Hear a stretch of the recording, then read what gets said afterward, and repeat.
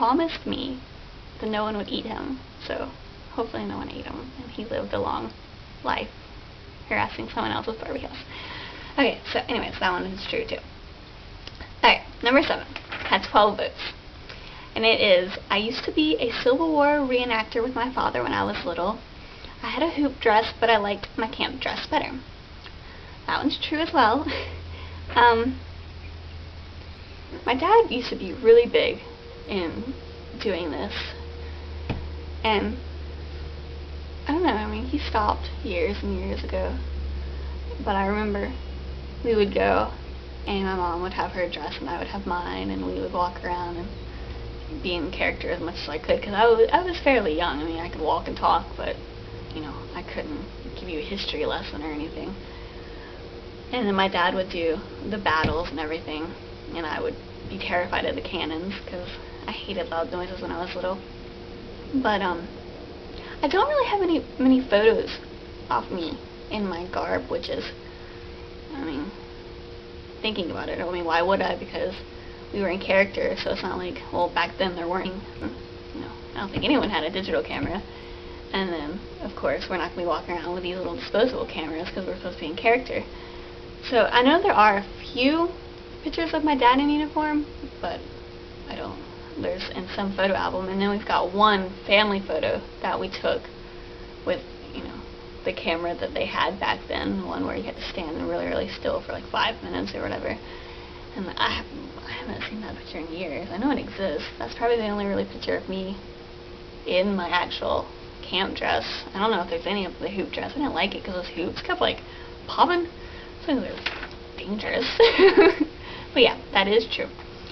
So number 8 had 10 votes, and it was, there is a scar on my back I got when I jumped over a barbed wire fence and didn't quite make it, but I refused to have a tetanus shot. That one's fake. Guys probably would have seen it if I had a scar on my back. Yeah, it didn't happen, but I probably would have tried to refuse getting a tetanus shot, but then I probably would have gotten it because, again, that paranoia would have sat in. But it's not true. I've never tried to jump, well, I've tried to jump a barbed wire fence, but luckily I did make it. Alright, so number 9 had 6 votes.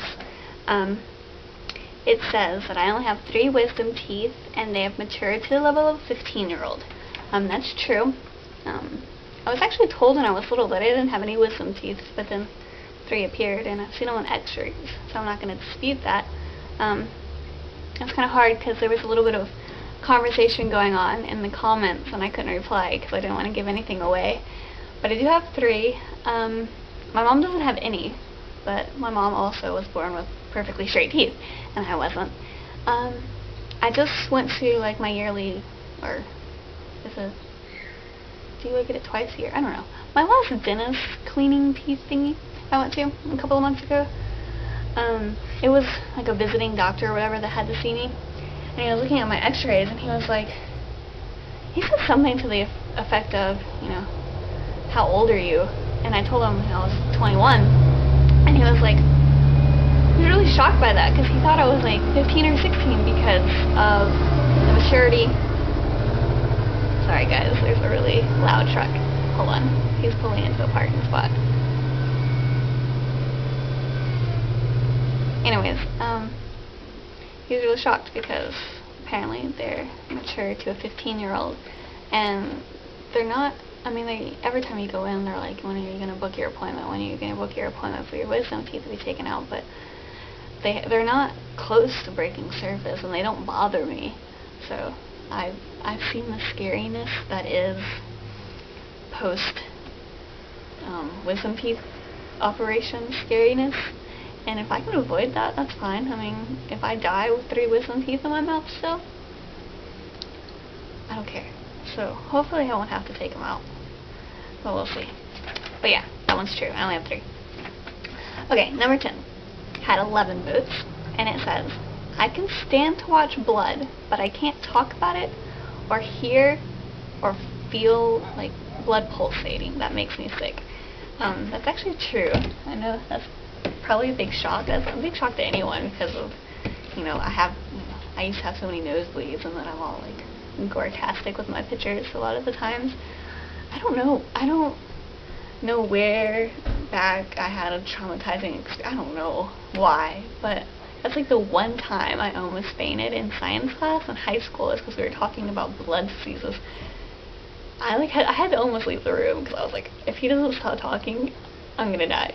And I have no idea, just when people start talking about blood, or it just makes me hurt. I have no idea why. And then was feeling so jealous of the kids that could watch TV on their stomach, because to this day I have a hard time laying on my stomach on the ground. I don't know, it's weird. Like in bed, I'm always laying on my stomach, but like laying on my stomach and then like resting your head up so you can watch TV or whatever, I can feel my stomach, or I feel in my stomach like my heartbeat, and it grosses me out so much. So I don't sit like that or lay like that.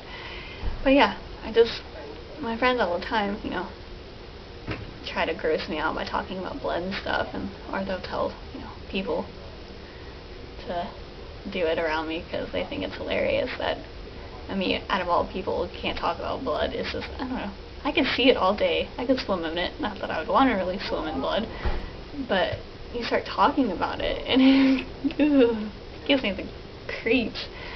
Okay, so anyways, that one's true. Okay, so number 11 had 7 votes, and it is, my uncle dropped a TV or a large radio. It's really up to debate, depends on who's telling the story, on the top of my head. I was too young to remember it, but I do have a scar on the top of my head. That one is true. I used to part my hair down the middle, and then the scar is like right back here, and it like veers off. I'm like, well, not that far. I've never really seen it because I can't really see the crown of my head too well. But supposedly it happened. I mean, it was an accident. I hope it was an accident. But yeah, he dropped it on my head, and the kind of scary part is my parents didn't even take me to the doctor. They're like, yeah, you probably should have gotten stitches, but you seemed fine, which luckily I was fine. But yeah, that's true. Don't think badly of my parents. It probably wasn't that bad. They're just, you know, trying to add interest later on in life to the story. Okay, so number 12 was the winner with 19 votes. And it says, I have never been able to touch my toes as far back as I can remember. Well, it being in first place, I guess a lot of you guys wanted it to be fake, but it's not. It's true. I feel kind of bad for telling you guys. I'm like breaking a lot of bubbles, bursting a lot of bubbles. I don't know, I'm just not flexible when it comes to touching my toes. Like, it's so funny. Like, I wish I could show you guys. Like, when I put my feet out, like, my body goes back, like, just sitting up straight, like, I can feel it pulling. It's awful. Like, in high school and in middle school, we had to do those tests in PE, and they would have to sit and reach. Like, to the point where the teachers were like, don't even do it, because we know you're not going to pass it. I had a hard time just getting to the board, much less, like, the point they wanted you to get to. So, I just can't touch my toes. So yeah, I mean, I can touch my right foot if it's the only one out. I can reach it. I can't reach my left foot, and then if they're in front of me, not even close. So, seeing as how everyone, well, not everyone, but the majority of you guys wanted it to be fake, maybe that should be one of my New Year's resolutions, is to be able to touch my toes. Yeah, but I've gotten this far without having to touch them, but we'll see. Maybe I'll try. Okay, but yeah, I can't touch my toes, sorry.